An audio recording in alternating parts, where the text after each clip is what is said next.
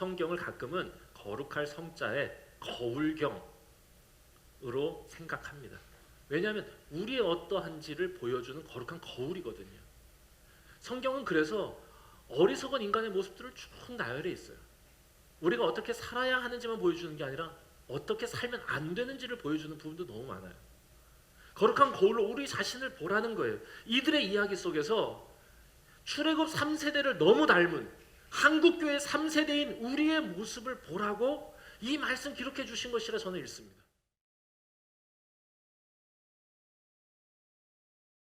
참 우리 민족의 명절 설날의 한복판에 우리 가족들하고 따뜻하고 또 화목한 시간을 보내고 참 좋은 이야기를 나눠야 하는 날임에도 불구하고 사사기 말씀을 쭉 이어가다 보니까 어쩔 수 없이 피할 수 없이 17장을 오늘 여러분과 같이 나누게 됐습니다.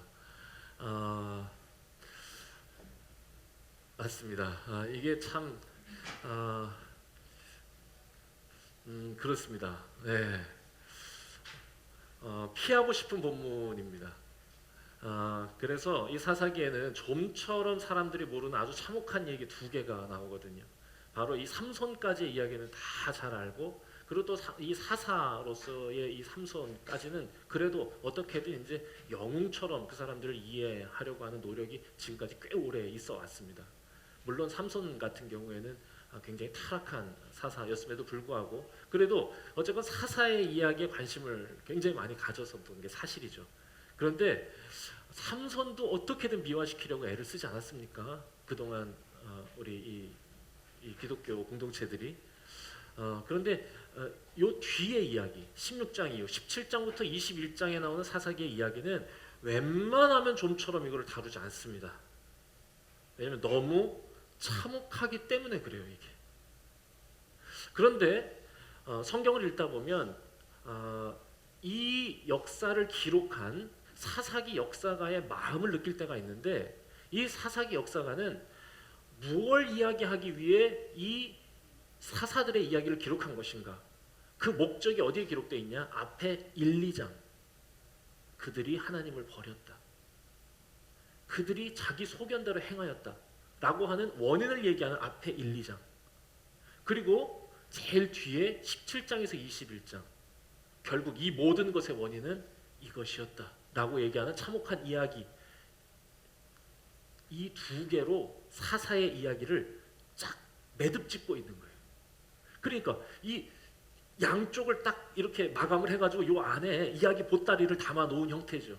그러니까 결국에는 이 이야기를 하기 위해서 이 사사들의 이야기를 기록한 거예요. 그러니까 이 이야기를 잘 읽어야 되는 것, 그게 결국에는 사사기를 잘 읽는 법이기도 합니다. 근데 왜 그렇게 이걸 안 다뤘냐? 들키고 싶지 않은 인간의 그냥 민낯을 진솔하게 그냥 고발하기 때문에 그런 거예요. 두 가지 이야기인데, 하나는 오늘 이제 여러분들하고 나눌 17장에서 18장의 이야기입니다.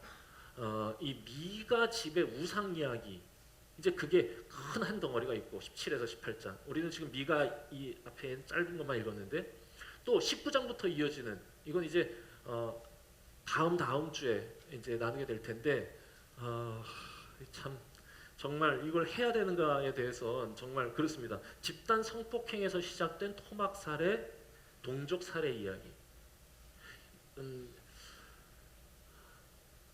사사기를 기록하신 우리 성령님의 마음을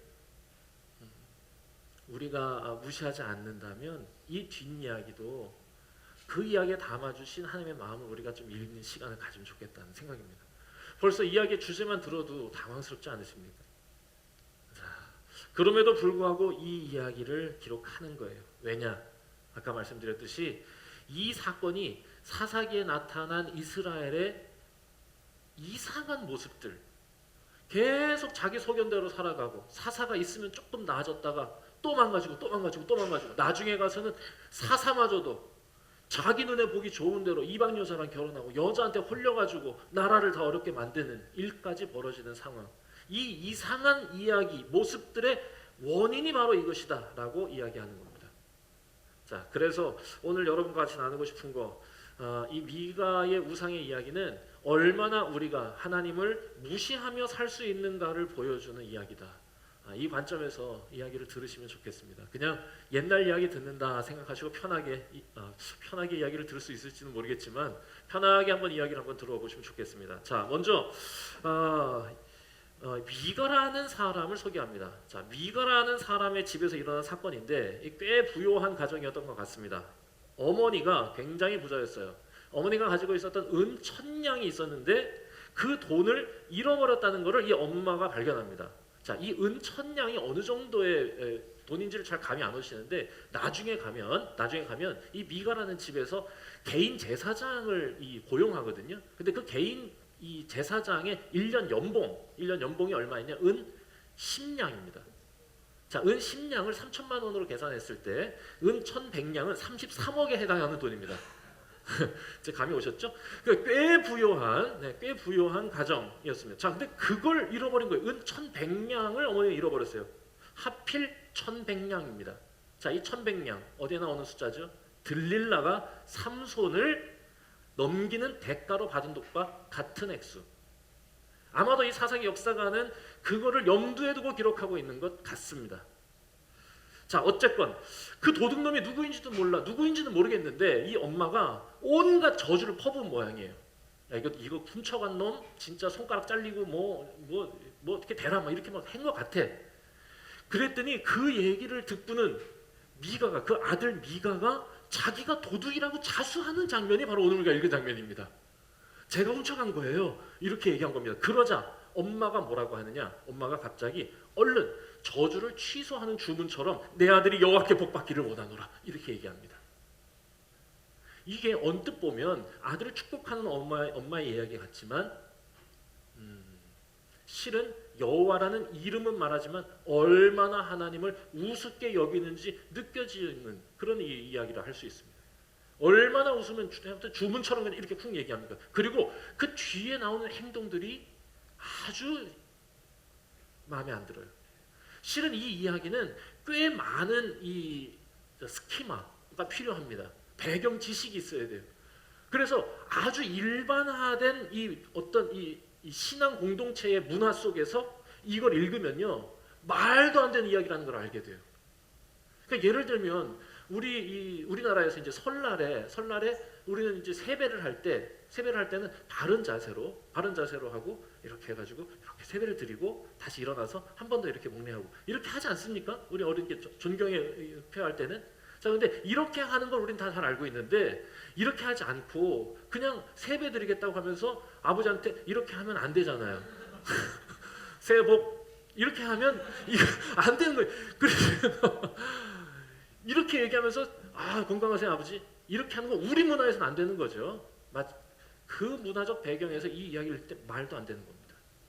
그러니까 이 미가가 그 잘못하니까 엄마가 갑자기 그렇게 말을 해요. 그렇게 말을 해도 뭔가 찜찜했는지 이 엄마가 하는 행동, 좀 더 확실하게 저주를 풀 방법을 찾습니다.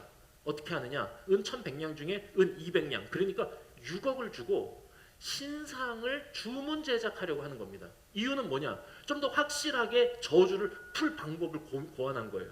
그래가지고 은장색한테 돈을 주고는 저 신상을 만들어서 집에 두었다. 이게 우리가 읽은 말씀의 4절, 17장 4절의 말씀, 그 하반절에 이렇게 기록되어 있습니다. 그 신상이 미가의 집에 있더라. 자, 우리 한국말로는 그냥 이렇게 편하게 번역되어 있는데 이곳에서는 특별히 미가의 풀네임으로 기록되어 있어요. 이 본문에는 뭐라고 기록되면 미가 예후 이렇게 되어 있습니다. 미가 예후라고 하는 게 이 풀네임이 이 사람의 진짜 이름. 근데 미가 예후라는 뜻이 뭐냐? 여호와와 같으니 어디 있겠습니까? 이런 뜻이에요. 그러니까 이 말이 굉장히 우스꽝스러운 거죠. 여호와의 이름을 막 말하면서 여호와의 네가 복받기를 원한다 막 이렇게 얘기는 하면서도 절대로 만들지 말라는 우상을 은으로 만들어 가지고는 그거를 또 집에다 갖다 놓고 그걸 거기다 신당을 차려 놓은 겁니다. 그런데 그 집의 아들의 이름이 뭐냐? 미가 예후. 여호와와 같으니 어디 있는가? 의 집에 우상이 있었다 이런 말입니다. 그래서 오늘 말씀의 제목이 오늘 오직 하나님만 섬기라의 집에 부족이 있었다. 이렇게 제가 말씀의 제목을 잡았습니다. 이름은 오직 하나님만 섬기라인데 오직 하나님만 섬기라의 집에 부족이 있는 굉장히 특이한 이게 이스라엘이다 이겁니다. 이름만 번지르르 하지 말로는 하나님의 이름을 언급은 하지 하지만 너희들은 하나님을 만홀히 여기는 자다. 우습게 여기는 것이다. 이게 모든 슬픈 이야기, 모든 타락의 이야기의 첫 출발점에 있었다 그겁니다. 의도적으로 플레임을 쓴 거예요. 제 초등학교 친구 중에 세주라는 친구가 있었습니다. 이름이 세주예요. 그래서 별명이 구세주였습니다. 맨날 구세주. 그래서 저는 그 친구가 당연히 기독교인일 거라고 생각하고 굉장히 친하게 지냈어요. 너무 친하게 지내고도 만화를 그렇게 잘 그렸어요. 그 친구가 지금 뭐 하는지 참 궁금하네요. 근데 집에 이제 놀러 갔다가 굉장히 당황했어요. 그러니까 선입견의 문제겠죠. 네, 구세주잖아요 별명이. 그래서 저는 목사 아들이고 그러니까 얼마나 제가 또 친근하게 생각했겠습니까? 맨날 옆에 가가지고 야 오늘은 무슨 만화 그렸어 뭐 이러면서 이제 집에 딱 들어갔는데 깜짝 놀랐습니다. 집 문에 입춘대길 이렇게 적혀 있고 집에 들어가자마자 여기저기 빨간 부적이 쫙 도배가 돼 있는 거예요. 야 구세주의 집에 부적이 있었다. 뭐 이런 거죠 이게. 이게 얼마나 진짜 이게 이율배반적인 얘기입니까? 그게 이스라엘이라는 거예요. 그 이스라엘 신앙을 고발하는 거예요. 나에게 복을 줄 수만 있다면 그게 뭐든지 상관없다는 거예요. 여기서부터 모든 타락이 시작됐다고. 여러분 이런 사람 실은 어떤 신도 믿지 않는 것입니다. 그저 자기만 있을 뿐이에요. 자기를 위해서 하나님을 보잘것없게 만드는 거예요. 아주 보잘것없게 만드는 거예요. 그렇죠. 그냥 아무렇지도 않게 하지 말라는 건 다 저지르면서 받고 싶은 건 다 얘기하는, 이건 종에게도 그렇게 하지 않지 않습니까? 내가 해줄 건 하나도 안 해주고 지켜야 될 약속은 하나도 안 지키면서 뭘 바라긴 뭘 바래요. 집에서 설거지 안 하면서 존중받기 원하는 남편, 그 말 안 되는 거 아닙니까? 재미없었다. 자, 네, 그렇습니다. 아니 그런 거죠. 해야 될 일은 하지 않으면서 말이죠. 얻고 싶은 건 다 얘기하는 거, 그건 자기만 생각하는 사람인 거예요. 자기만. 나를 잘되게 해주는 신이라면 그게 뭐든지 상관없다는 거. 입으로는 여호와를 말하지만 실은 자기가 신이고 하나님은 도구일 뿐이라 그거죠. 이 이야기는 계속 이어져서 점점 더 확대됩니다. 미가는 그 마음으로 집에다가 이제 신당을 만들었어요. 저 신이 요게 여호와 같은데 신을 만들어 놓고 그 이름을 여호와라고 그러고, 여기 성경에는 신당이라고 번역을 했어요. 충격받지 말라고. 그런데 실제로 히브리어 원어에는 뭐라고 되어 있냐? 베트 엘로힘이라고 되어 있습니다. 베트가 집이라는 거고요. 엘로힘은 하나님이에요. 하나님의 집이라고 이름 붙여놓고 거기다가 자기가 만든 6억짜리 신상을 거기다 세우는 겁니다. 그러고는 똑하니 그걸 세워놓고는 거기다가 에봇과 드라빔도 만들었대요. 에봇은 뭐냐? 제사장이 입는 옷이에요. 그리고 드라빔은 뭐냐? 이거 무슨 가족신, 그 가족신 있죠? 왜 이렇게 그런 거예요. 그 우상이에요. 그냥 조그마한 우상. 그것도 또 만들어서 구색을 다 갖춰 놓은 겁니다. 자, 그런데 뭔가 좀 아쉬워. 2% 부족해. 활용점정을 해야 되는데, 자, 활용점정 뭐로 하냐? 제사장이 있으면 좋겠어. 야, 이게 뭔가 여기다가 성전도 만들었고 거기다 안에 신도 해놨는데 제사장까지 했으면 이거 완전 활용점정이다, 이렇게 생각을 했는데, 마침 그때 우리가 읽은 이야기 뒤에 이어진 이야기입니다. 그때 마침 레위 사람이 일자리를 찾기 위해서 그 동네를 배회하고 있었던 것 같습니다. 그래서 미가가 그에게 물었어요. 당신 어디서 왔어요? 이렇게 물으니까 그 레위 청년이 이렇게 답합니다. 저 유다 베들레헴의 레위인이에요. 그랬더니 이 미가가 어머나 너무 잘됐다. 레위인이라니, 야 잘됐다. 그러고는 바로 그 사람한테 제안합니다. 당신 우리 집에서 나를 위하여 아버지와 제사장이 되어줄 수 있겠습니까? 자, 나를 위하여 아버지와 제사장이 되어줄 수 있겠습니까? 그러면서 이렇게 제안해요. 그러면 은열을 줄게요. 항상 지금도 그렇지만 이 목회자들, 이 종교인들은 항상 생활고에 시달렸어요. 그 레위인들은 항상 자기가 정해진 땅에서 얻는 소산이나 이런 게 없었거든요. 그러니까 사람들이 와서 제사를 드릴 때 이 가슴살하고 이 뒷다리, 오른쪽 뒷다리살, 이 사태죠, 사태. 그것만 먹을 수 있었습니다. 그러니까 그것만 가지고 나눠 먹는데 레위 사람들도 불어나니 도대체 생계가 불편했던 것 같아요. 그런데 은열량이라고 하는 고정된 수입을 주겠다는 겁니다. 3천만 원. 게다가 옷도 한 벌 주고 먹을 것도 다 주겠대. 의식주를 해결해 줄 테니 들어가서 일할 수 있겠습니까? 너무 좋다고 생각해서 레위 청년도 함박웃음을 지으며 만족하며 들어갔다라고 하는 이야기가 그 뒤에 나와요. 엉망입니다. 자, 이 이야기에서 배경을 모르면, 이 상황이나 문화적 배경을 모르면, 야, 미가는 청년 실업을 해결한 고용주가 되는 겁니다. 아니에요. 미가는 해서는 안 될 일을 하는 거예요. 절대로 해서는 안 되는 일을 하는 거예요. 있을 수 없는 거예요. 레위 청년은 받으면 안 될 일을 받은 거예요.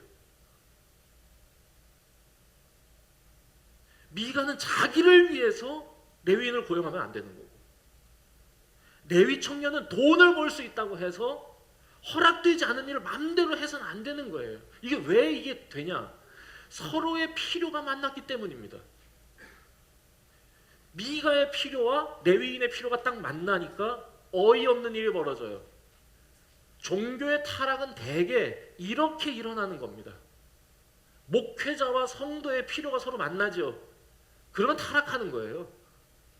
목회자는 권력을 원하고 평신도들은 뭔가 부를 원하고 서로 그럼 맞으면 그럼 그걸로 그냥 가는 겁니다.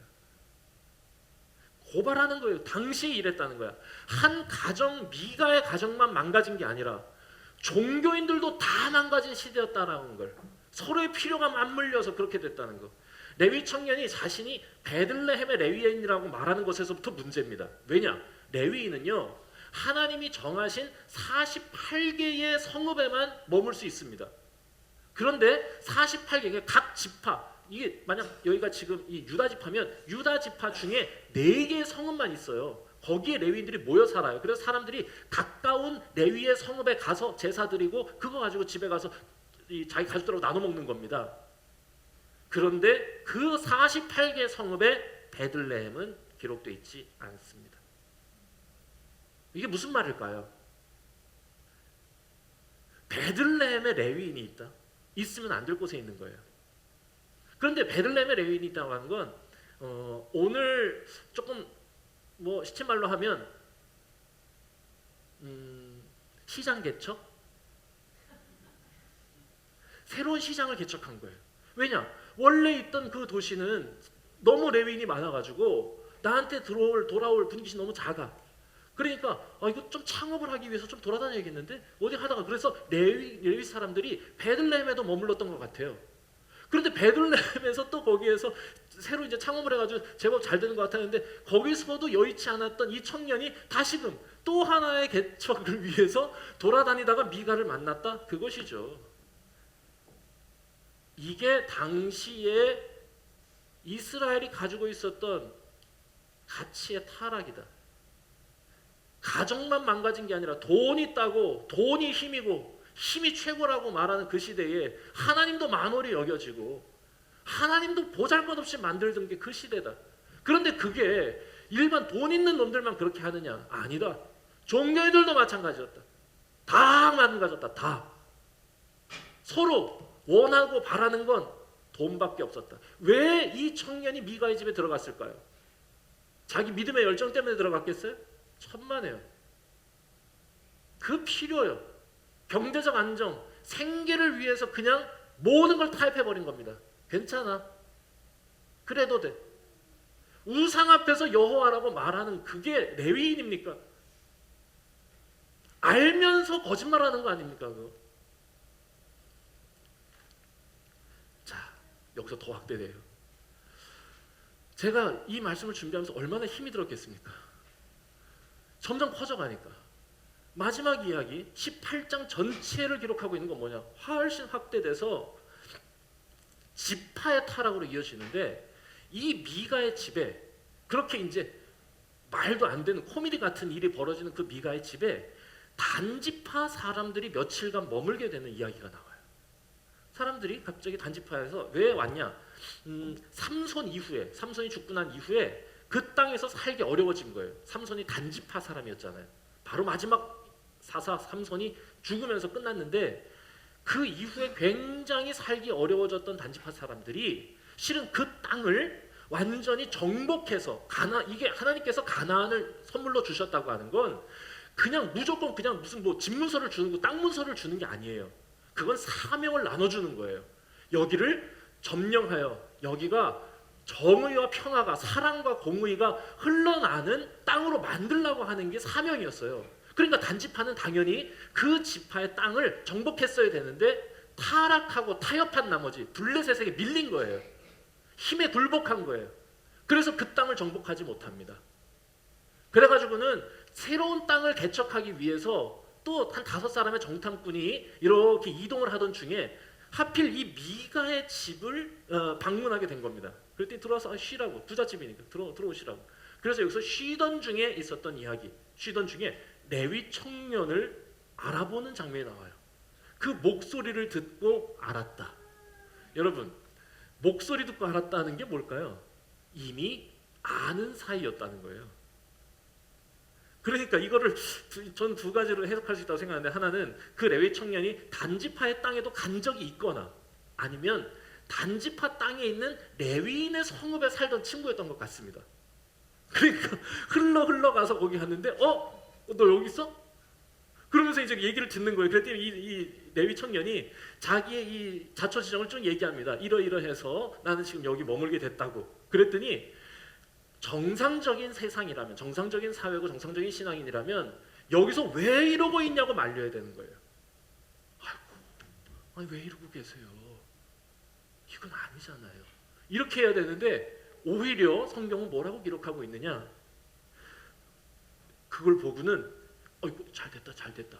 야, 우리 지금 어디 지금 가려고 그러는데 우리가 잘 될 건지 안 될 건지 야, 점 좀 쳐봐라. 이러고는 소위 여호와 점을 치는 거죠. 하나님 점치기. 자, 보자. 잘 될 거야. 잘 됐네. 벌써 잘 나와 점괘가. 이렇게 점괘를 받아서 떠나는 이야기. 그들이 바라는 거하고 이게 뭔 얘기냐? 이 단지파 사람들이 바라는 것과 레위 청년이 누리는 것이 일치했기 때문이에요. 레위 청년이 그 부잣집에서 누리고 있는 그 화려한 삶, 그 풍족한 어떤 그 이 배경이 실은 새로운 땅을 찾아 나서는 5명의 정탐꾼의 기대, 그 바라는 것과 맞은 거. 나도 저렇게 하고 싶다. 그러니까 그 부잣집에 있는 레위인에게 물어보는 거지. 어떻게 하면 너같이 될 수 있는 거야? 이렇게 물어보고는 축복받고 떠나는 이야기. 자, 그리고는 그들은 다시 길을 떠났고 라이스라고 하는 땅을 발견합니다. 자, 이게 단지파는요 거의 최남단에 위치해 있는데 라이스란 땅은요 최북단이야. 저 꼭대기까지 가. 그런데 거기가 너무 좋았대요. 이 정탐꾼들이. 야, 여기다. 그러면서 성경이 왜 좋아했는지에 대한 이유를 거기다 기록하고 있는데 뭐라고 되어있냐. 18장 7절입니다. 그냥 제가 읽어드리겠습니다. 시돈 사람이 사는 것처럼 평안하고 안전해 보였고 그들처럼 부족한 것 없이 부를 누리며 살 수 있을 것처럼 보였기 때문이다. 이걸 일부러 기록합니다. 여러분, 시돈 사람은요 페니키아 사람들이에요. 이방 사람들입니다. 이방 사람들이 누리고 풍족하게 살고 있는 그거를 탐내고 야, 저렇게 살 수 있겠다 라고 생각하면서 그 땅이 좋았던 겁니다. 결국에 그들의 관심은 돈이었어요. 새로운 땅을 차지하고 싶은 것도 믿음의 영역을 확장하겠다는 하나님의 사명에 붙들린 바 되어서 살아가는 게 아니고 그냥 돈이면 다 됐는데 야, 마침 잘 됐다. 야, 여기 완전 화려하다라고 생각하고 거길 간 거예요. 그리고는 고향으로 돌아와서 600명의 군사를 이끌고 드디어 라이스 땅을 정복하러 가는 것 같았습니다. 그런데 그 600명의 군사를 이끌고 먼저 간 곳이 있어요. 그게 어디냐? 미가의 집에 갑니다. 이렇게 다 연결이 되는 거예요. 이 이야기가 무슨 드라마 같죠? 600명의 군사를 이끌고 미가의 집에 딱 가서 먼저 그 이 대표자 한 사람이 문 앞에 서서 딱 미가 좀 나오세요. 그리고 뒤에 무기를 든 600명이 쫙 서 있습니다. 그리고는 인사를 하는 거예요. 여러분, 이게 인사입니까? 겁박입니까? 이게 겁박이죠. 겁박하면서 뭐라고 했느냐? 다 갖고 오라는 겁니다. 그리고는 그 레위 청년에게 얘기합니다. 미가가 레위 청년에게 부탁했던 것처럼 똑같이 부탁해요. 야, 너 우리를 위하여 아버지와 제사장이 되줘라. 야, 너 한 집안의 제사장이 되는 게 낫냐? 아니면 한 지파의 제사장이 되는 게 낫냐? 당연히 레위 지파 이 사람은 어떻게 생각했겠어요? 난 당신이 더 좋은 것 같은데요? 이러고는 가버려요. 또 더 안정적인 삶을, 그래도 개인보다는 조금 더 크니까 저쪽에서 잘해줄 것 같다고 생각하고 간 거라 그거죠. 그리고 라이스를 점령했고 다 이 저 떼사온 걸 가지고 그 라이스에다가 신상을 세우고 신당을 만들어서 지금까지 남아있다라고 성경이 기록하는 겁니다. 여기에서 훔쳐간 그 우상 있죠? 그 신상을 저 위에 라이스 거기에다가 세워놓고 이거 하나님의 집이다라고 세운 게 지금까지 있다. 이게 첫 번째 이야기의 전체입니다. 여러분 뭘 말하려는 거겠습니까?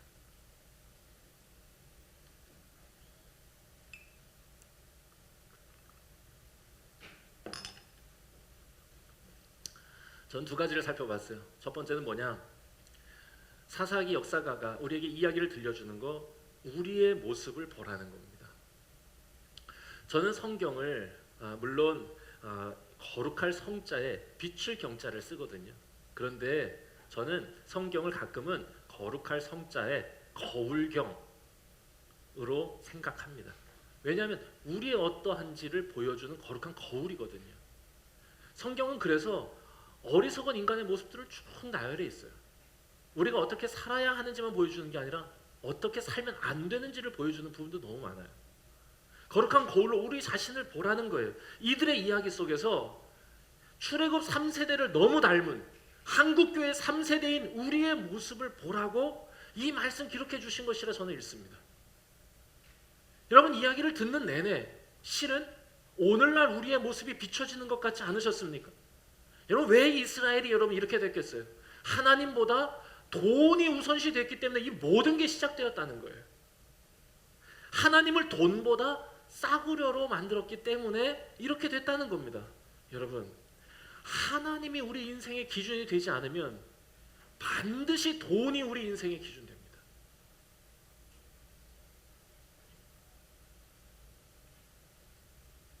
하나님이 신앙의 대상이 되지 않으면 반드시 돈이 신앙의 대상이 될 수밖에 없습니다. 그리고는 거기에 하나님, 예수님, 성령님이라고 하는 이름을 갖다 붙이고 그가 원하시는 일, 그의 뜻대로 사는 일에는 관심도 없으면서 그가 주실 것들만 졸라대는 하나님을 이용하는 패역한 자가 될 수밖에 없다는 거예요. 그 모습을 똑똑히 보라는 거죠. 그리고 그 결과가 사사기 그 이야기에 나오는 이스라엘의 타락이라는 걸 우리에게 보여주는 겁니다. 총체적인 타락이요. 총체적인 타락. 어디서부터 뭘 건드려야 될지를 모르겠어요. 한 가정의 타락이 있는 것 같았는데 그게 종교인의 타락을 보여주었고 종교인의 타락인 줄만 알았는데 그게 온 민족의 타락을 이야기하고 있었어요. 어디 하나 어디서부터 손봐야 될지를 모르겠어요. 여러분 오늘 이 시대가 그렇지 않습니까? 나는 아니라고 말하는 사람, 아유 이 세상 엉망이야. 그런데 나는 아니야 라고 말하는 사람이 있다면 여러분 우리는 모두 그런 사람을 마음으로 비난하지 않겠습니까? 너가 아니라고? 만약에 제가 여러분들 앞에서 저는 깨끗하다고 얘기하면 여러분들 속으로 뭔 생각하시겠어요? 너만 아니라고? 여러분 우리 모두가 이미 이 무너진 세상을 살아가고 있다는 걸 다 알고 있는 거예요. 그리고 그 와중에 몸부림치면서 분투하면서 주님 앞에 더 가까이 나아가려고 우리는 애를 쓰고 있는 거예요. 그러니 깨끗하다 말하기보다 말씀에 비추어 나에게 여전히 그것이 남아있다. 어찌할꼬 가슴을 치면서 주님 앞에 더 가까이 나아가는 게 저는 우리의 몫이라 생각해요. 바보 같고 어리석은 저의 모습 비춰주시니 어찌할꼬 이거예요. 여러분 우리가 어떠한지를 알아야 우리가 구원받기를 소망하지 않겠습니까? 내가 자꾸 교회에서 죄인이라고 얘기만 하지 말라고 하나님의 사랑이라는 걸 자꾸 얘기하고 위로해 주라고 얘기하는 이야기 저도 많이 듣습니다. 맞아요. 하나님은 우리를 사랑하시고 우리를 구원해 주시고 우리를 위로해 주시기 위해 이 땅에 오셨어요. 그런데 여러분 우리가 어떠한지를 모른다면 하나님이 우리에게 주시는 이 위로와 사랑, 용서의 은혜를 알지도 못하는 거예요. 그러니 성경은 우리에게 뭘 얘기하는 거냐? 우리의 모습을 이 성경 이야기 속에서 보라는 것입니다. 저는 우리 인생의 끝에서 우리가 무엇을 섬기는 자였는지 증명할 수 있기를 간절히 바랍니다. 젊었을 때 그렇게 살면 안 된다고 외치던 우리의 당당한 외침이 우리가 주님 앞에 서는 그날 부끄럽지 않았으면 좋겠습니다. 결국 그날에 가면 나이 들고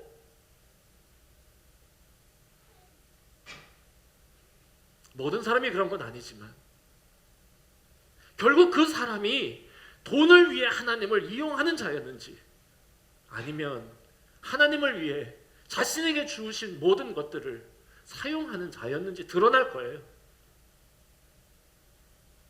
이스라엘은 그거 실패했다는 거예요. 이게 첫 번째 메시지예요. 그리고 두 번째 메시지 뭐냐? 저는 이 이야기 속에서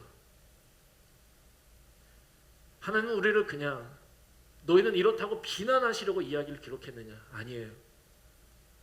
사사기만이 성경이 아니라 실은 성경 66권이 우리에게 주어졌어요. 하나님께서 우리에게 이 이야기를 보여주시는 이유는 뭐냐? 너희가 이렇다는 거, 너희 자신을 보라는 거고, 두 번째, 이런 우리를 구원하기 위해서 예수님께서 이 땅에 오셨다는 겁니다. 이런 우리를 구원하기 위해서 너희가 어떤지를 보라고, 그런 너희를 건져주시기 위하여 하나님이 너희와 같은 모습으로 이 땅에 오셨다고 이야기해 주시는 것이 성경의 메시지입니다. 하나님이 우리에게 꼭 전해주시고 싶은 거예요. 그런 너희를 그 자리에서 구원하고 싶으시다고 하는 것. 그러니 그 어리석음 인정하라고 말씀하시는 겁니다. 그 자리에서 우리 약함을 인정하는 그곳에서부터. 맞아요, 하나님. 저는 너무 연약해서 휘둘릴 수밖에 없고 유혹에 넘어질 수밖에 없고, 실은 우리의 눈은 너무 작아서 우리 눈에 보이는 이 물질적인 화려함에 현혹될 수밖에 없다고.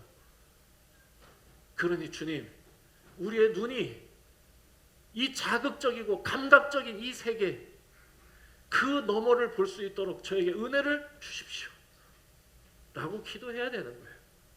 그리고 그렇게 주의 이름 부르며 나아갈 때 하나님은 우리를 버리지 아니하시고 우리를 구원하신다고 하는 거, 그걸 우리에게 말씀하시는 겁니다.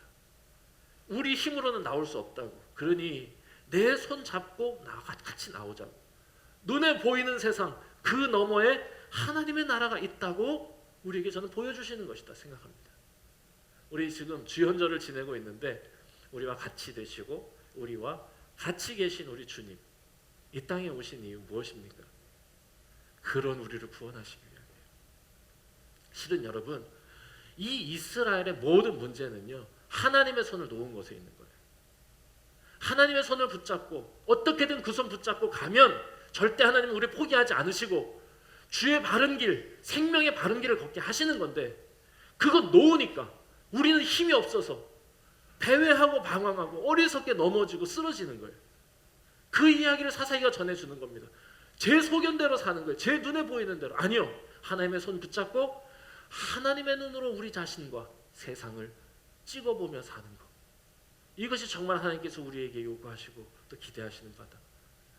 우리와 같이 되시고 우리와 같이 계신 주님이 우리에게 주시고자 하시는 바라는 것. 여러분 기억했으면 좋겠습니다. 성경 우리에게 얘기합니다. 그의 이름을 부르면 또 그의 길을 따르면 그 이름의 능력이 우리의 어두운 눈을 뜨게 하실 거고, 우리가 잡은 그의 손이 우리의 삶을 저 넘어 영광스러운 나라에 이르게 하신다는 것.